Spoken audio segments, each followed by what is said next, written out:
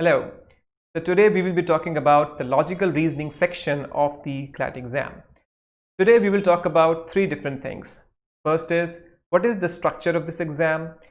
How do we approach this exam? And we will also do some of the sample questions.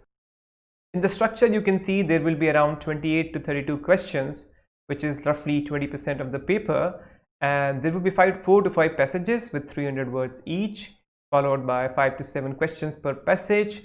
And there might be other questions based on logical reasoning, which we will also talk about towards the end of this video. Now, how will the questions look like? So the paper, as I told you, is like all comprehension based.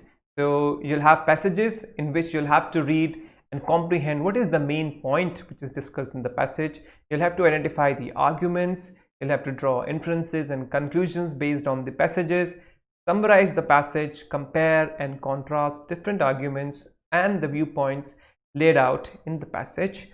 Now, some passages may have more than one point of view, and they may also have more than one set of arguments.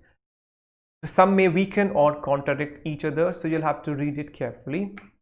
And there might also be questions which are based on the older format. By older format, I mean the questions which we are aware about, like identifying the blood relations, making family trees, number in the alphabet series, word problems based on the union and the intersection, and assumptions which are implicit, which are not implicit. So we will also take a look at these questions towards the end. The source for these questions will be the editorials and the opinion pages, the essays in moral philosophy, or they may be like completely new passages which are created specifically for the exam. So you can also subscribe to the e-CLAT's daily news page, because there we will give you a lot of good passages and a lot of good links to read, which will really help you out with not only the current affairs section, but also with the logical reasoning. Now, the main thing is, how do we approach this paper? Because I personally feel this is one of the most easiest sections in the exam, and it can really help you score very high. So this section is like completely interlinked with English language and the legal reasoning sections, because they are all passage based. So again, in this you'll have to like read and identify what is the main point of the passage, what is the author's stance on a particular issue, what are the premises which have been given by the author in support or in against of the conclusion, and how will the conclusion differ if the premises were changed. So you can practice the sample papers and past year papers. You'll also find a lot of free quizzes and papers on e-CLAT's website. And the most important thing now is, you should always follow the instructions on the passage very carefully, and never ever assume anything which you feel is morally right, or this is something which you would do if you were in that situations. No, please do not think in those lines. Why? Let us look at some of the questions and then you will understand. So the first passage, let's read it. It says that I'll also highlight the main things that we are talking about in the passages. Okay, so the researchers now found that the key to a long life lies not in medicine but in museums. A study conducted by researchers at the University College London says, on the basis of its examination of a sample of 6,000 adults in the UK aged 50 years and above, that frequent trips to the museums and sites of arts like concerts, opera, exhibition galleries can play an instrumental role in prolonging life. That's interesting. The findings complement earlier research which argued that engaging with community art projects helps battle serious health conditions such as depression, chronic pain, and even dementia. It seems that investments in creative pursuits like watching, appreciating, or critiquing art could have therapeutic consequences for cognitive ability. It would be unwise to scoff at these inferences, for data seem to bear out the hypothesis. Now, which hypothesis are we talking about? The hypothesis that this is the one which we are talking about. Like the key to a long life is going to be if you're going to the museums. Now it also says the hypothesis. Okay, so now the life expectancy at birth in the UK is nearly 80 years for men and almost 83 for women, while the corresponding figures for India are 67.8 and 70.4. This difference can be attributed to the fact that many people visit the UK's museum, which are stupendous resources of not just the past but also culture.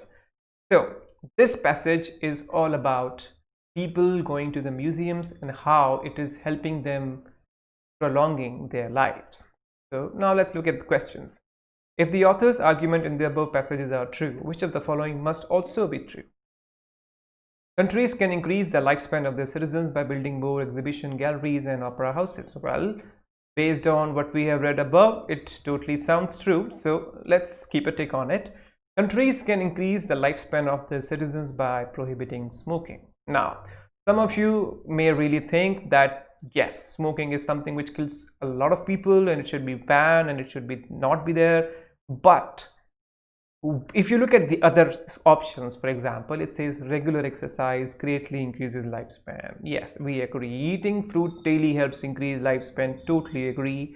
But that's not what the passage is saying over here. So that's why we will not assume anything. We will not assume how will we do if we have to address this problem. No, we only have to say what is the author's argument. So author is talking about going to the museums. So it is the first option which is going to be the right choice. Which of the following, if true, most weakens the author's conclusion? Okay, the conclusion that people going to the museums will live a longer life. So which of these options will weaken that argument? Okay, so it's if true. Okay, so now Indians prefer to spend more money going to restaurants than the museums. Well, this is not really helping because people are going to restaurants and not museums. Then that's not really weakening the conclusion. It's even helping. Okay, now India has more museums than exhibition galleries. Well, museums and exhibition galleries are both pieces of are both art based. So there is no point distinguishing between them. UK provides free medicines and medical advice at museums. Well, it may affect a little, but then it won't really weaken the conclusion because the thing would still remain that people going to museums would still live longer. And the last one is the people in the UK have access to better and cheaper healthcare than people in India. Well, now this might be an option which is really going to change the game because this changes the emphasis from people going to the museums and getting exposed to the art, but over here it says because people have better access and cheaper healthcare, that's why they're living longer. It has got nothing to do with museums. So yeah, this may weaken the author's argument. So this is the right option. Now next is, what role did the authors claim that many people visit the UK's museums play in the argument in the passage? Okay, so the authors claim that many people visit the UK's museum. So what is it? What is the role of this in the passage? It is the conclusion that the author draws based on the findings of the research studies. Well, that's not the conclusion. It is basically the premise that the author uses. So this is not right. It supports the author's conclusion as to why people in the UK have longer lifespan than people in India. Yes, it does make sense. It contradicts the claim that people in India have longer lifespan than people in the UK. Well, though that is not really right. It supports the findings of the earlier research about engaging with community art projects. Well, it does support, but it is not really the main role or the main argument which is being played out in the passage. So B is definitely the right choice. Which of the following does not weaken the conclusions drawn by the researchers at University College London? Does not weaken the conclusions drawn by the researchers at University College London. Okay, now we have to identify which of these arguments will not weaken the conclusion. Okay, so the conclusion of people going to museums living longer, it says that data shows that visiting museums frequently does not affect the lifespans. of adults aged 25 to 40. Now, if we only look at the first half, it does weaken. But if you look at the age group over here, it says 25 to 40. But in the above study, it says aged above 50 years. So basically, this is not really helping. So it does not weaken the conclusion at all. Data shows that people who visit museums and art sites are also better educated. Well, this is now talking about the literacy and the education, but the passage and the author is talking about longevity of the life. So I don't think B also weakens the conclusion. So basically, our answer should be that neither of them weaken the conclusion. So D has to be the right answer. Which of the following best expresses the main conclusion of the passage above? Universities in UK conduct more studies on reasons affecting people's lifespan. Well, that's a little vague, but okay, now nothing vague in the passages over here. We just have to see what is being said. So no, that's not the main thing which is expressed, best expressed. Engaging with community art projects can help treat dementia. Well, that was one of the premises, but that's not the main conclusion. People in the UK have longer lifespans because they visit museums more often. Well, definitely. I think C has to be the right one. And then the more people in the UK visit museums than in India. Well, we are not really talking about people who visit more in the museums. It's about museums affecting the life of people. So yeah, this C option definitely makes more sense. Now let's also take a look at some of the questions which are based on the other kind of questions, which are not comprehension based. For example, if you look at this question, this is a number series and you have to say which number will come next after 19. So if you look, it is like after 13 you have 17, so there is a +4, and then after this you have 16, which is there is a -1, and then again you have a +4 and then a -1. So as you can see, there is like a +4 -1 sequence happening. So by logic, next answer in this will be 23, because 19 + 4 will be 23.